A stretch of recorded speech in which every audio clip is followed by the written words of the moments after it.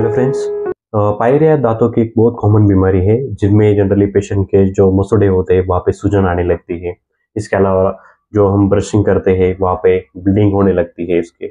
इसके अलावा bad breath जिसको बोलते हैं, यानी कि मुंह में से बहुत दुर्गंध आने लगती है। तो ऐसे सिम्टम्स जो होते हैं जो कि पायरिया के पेशेंट में पाए जाते हैं। जनरली ये जो क्लिनिकल कंडीशन होती है जिसको मेडिकल लैंग्वेज में पेरियोडोंटाइटिस बोलते हैं या पीरियोडोंटल डिसीज भी हम उसको बोलते हैं, यानी कि जो हमारा जो दांत होते हैं वो जिस सॉकेट्स में फिक्स होते हैं वहाँ पे जो टिश्यूज होते हैं वहाँ पे सूजन आने लगना, ये इसका मेन कारण होता है जो पायरिया का। जनरली ये क्यों होता है, इसके ट्रीटमेंट कैसे होते हैं, ये आज की वीडियो में हम डिस्कस करेंगे। तो देखिए, जो पायरिया होता है ये क्लिनिकल कंडीशन होती है जिसके सिम्टम्स हमने डिस्कस किए।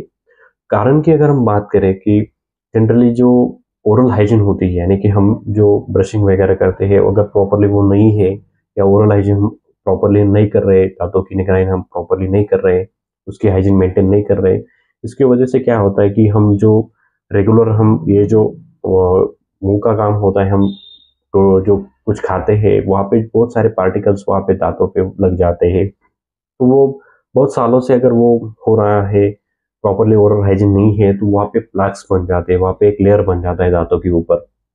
बाद में वहाँ पे इन्फेक्शन हो जाता है। इस इन्फेक्शन इनिशियल स्टेज पे वो जिंजिवाइटिस होके रिप्रेजेंट होता है, यानी कि हमारे जो गम्स होते हैं वहाँ पे इनिशियली सूजन आने लगती है, वो पेनफुल हो जाते हैं, टेंडर हो जाते हैं, यानी कि हम वहाँ पे टच करें तो वो पेन में हमको वहाँ पे होता है। इसके अलावा सूजन बहुत होती है वहाँ पे, दर्द बहुत होता है जो कि हम बोल नहीं सकते कैसा दर्द है। बहुत बार इचिंग होती है गम्स में। तो ऐसे जो सिम्टम्स होते हैं, ब्लीडिंग होने लगती है अगर ब्रश करें तो। ये जो सिम्टम्स होते हैं जिंजिवाइटिस के, इनिशियली ये रिप्रेजेंट होते हैं पेशेंट में। बाद में अगर हम प्रॉपरली उसको ट्रीट नहीं करते जिंजिवाइटिस को, तो कुछ सालों के बाद या कुछ महीने के बाद ये जो इन्फ्लेमेशन होता है, सूजन होता है, इन्फेक्शन होता है, वो डीपर की जो सेल्स होती है, डीपर के जो सराउंडिंग टिश्यूज होते हैं, जो कि जहाँ पे टूथ जो हमारे है, टीथ जो है वहाँ पे फिक्स है, वो नीचे के हिस्से में वो वहाँ पे वो हो जाता है, इन्फेक्शन इन्फ्लेमेशन हो जाता है। इसकी वजह से वहाँ पे सूजन आने लगती है, बोन जो होता है वो डिस्ट्रक्ट होने लगता है। अगर नीचे वाला अगर बोन डिस्ट्रक्ट हो जाता है जिसको पूरे पेरियोडोंशियम बोलते हैं, तो जो टूथ सॉकेट्स होते हैं वो फ्रीली वहाँ पे मोबिलिटी, टूथ में मोबिलिटी हो जाती है, यानी कि वो हिलने लगते हैं, क्योंकि वहाँ पे जो मेन सपोर्ट होता है जो टीथ का वो निकलने लगता है, वहाँ पे डिस्ट्रक्शन होने लगता है, इन्फेक्शन होता है, गम्स की जो लाइन होती है वहाँ पे सूजन आने लगती है। तो ऐसे सिम्टम्स जो पायरिया के पेशेंट में पाए जाते हैं, ये कई बार अगर प्रॉपरली हम उसको ट्रीटमेंट नहीं करते, एक ज़्यादा सीवियर टाइप की कंडीशन, क्लिनिकल कंडीशन है, उसको अगर प्रॉपरली हम ट्रीट नहीं करते तो इनिशियल लेवल पे अगर हम उसको प्रॉपरली हम ध्यान रखें, ट्रीटमेंट करें, तो वो हम जो कॉन्सिक्वेंसेस होते हैं पायरिया के हम अच्छे से रोक सकते हैं। कॉजेस की हम बात करें तो सबसे इम्पोर्टेंट कॉज है कि इम्प्रॉपर ओरल हाइजीन, यानी कि जो हम क्लीनिंग का जो काम है प्रॉपरली नहीं कर रहे, तो इसकी वजह से ये हो सकता है। इसके अलावा दूसरा इम्पोर्टेंट कॉज है जो कि डायबिटीज को एसोसिएट करता है, यानी कि जिन लोगों में डायबिटीज है और वो लोग जो कि हमारे उसके उनके ओरल हाइजीन के ऊपर प्रॉपर कॉन्शियस नहीं है, तो उन लोगों में ये जो चांसेस होते हैं वो ज़्यादा पाए जाते हैं।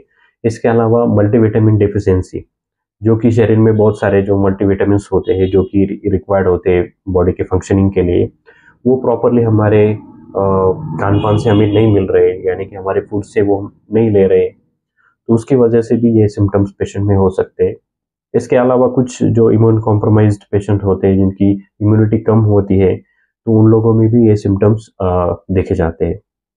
ट्रीटमेंट की अगर हम बात करें तो बहुत सारे पेशेंट में सबसे इम्पॉर्टेंट है कि जो जिंजिवाइटिस की जो कंडीशन होती है, जो कि पायरिया की आगे पहली जो फेज होती है, वहाँ पे अगर हम प्रॉपरली उसको ट्रीटमेंट करें तो जो कॉन्सिक्वेंसेस होते हैं, आने वाले जो डिसीज के जो परिणाम होते हैं, हम बहुत अच्छे से इनिशियल लेवल पे रोक लेते हैं।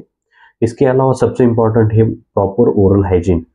जिन लोगों में ये प्लाक्स वगैरह दिखने लग जाते हैं, जो कि हम उसको इजीली आइडेंटिफाई कर सकते हैं, बहुत सारा लेयर्स दांतों के ऊपर जमा हो रहा है, तो उन लोगों में वहाँ पे केयर करना, उसको डेंटिस्ट के पास जाके वहाँ पे प्रॉपरली क्लीनिंग करके आना, वो बहुत इम्पोर्टेंट है। इसके अलावा प्रॉपरली ब्रशिंग करना, ये इम्पोर्टेंट है। इसके अलावा जो बैलेंस डाइट होती है, पूरे जो न्यूट्रिशियस डाइट होती है वो लेना। इसके अलावा जो मल्टीविटामिन सप्लीमेंटेशन होते हैं वो लेना भी बहुत इम्पोर्टेंट हो जाता है इसके लिए। तो इसके अलावा प्रॉपर मेडिकेशन से वो बहुत अच्छे से रिकवर हो जाता है। होम्योपैथी में बहुत अच्छे से ट्रीटमेंट अवेलेबल है, जो जिन लोगों में ये सब सिम्टम देख रहे हैं, जहाँ पे बहुत दुर्गंध आने लगे रही है माउथ से। इसके अलावा टूथ जो सॉकेट्स होते हैं वो ओपन हो रहे हैं, पेनफुल है, इन्फ्लेमेशन है, सूजन है, तो उनके लिए बहुत अच्छे से होम्योपैथी में मेडिसिन है वो आप ले सकते हैं। इसके अलावा जो ओरल हाइजीन सबसे इम्पोर्टेंट चीज़ है जो कि आपको वहाँ पे रखना है। इसके अलावा कुछ ऐसी चीज़ें जो कि पायरिया के पेशेंट के साथ जो एसोसिएटेड डिसीजेज, जिन लोगों में पायरिया होता है, तो उन लोगों में जो कार्डियोवास्कुलर कॉम्प्लिकेशन होते हैं वो ज़्यादा होते हैं। यानी कि कुछ रिसर्च के यहाँ पे ऐसा देखा जाता है, सभी लोगों में ये नहीं होगा, लेकिन कुछ लोगों में जो स्ट्रोक होता है, मायोकार्डियल इंफार्क्शन होता है, इनके चांसेस बहुत ज़्यादा होते हैं। कई बार जो टूथ जो सॉकेट्स लूज हो जाते हैं, इसकी वजह से जो ब्लीडिंग होती है, जब हम स्पिट करते हैं, थूकते हैं, तो वहाँ पे ब्लड वगैरह निकालता है, तो ऐसे सिम्टम्स पेशेंट में देखे जाते हैं। सबसे इम्पोर्टेंट है जो जिन लोगों को डायबिटीज़ है, तो वो अपना डायबिटीज़ का जो लेवल है वो आपको कंट्रोल रखें।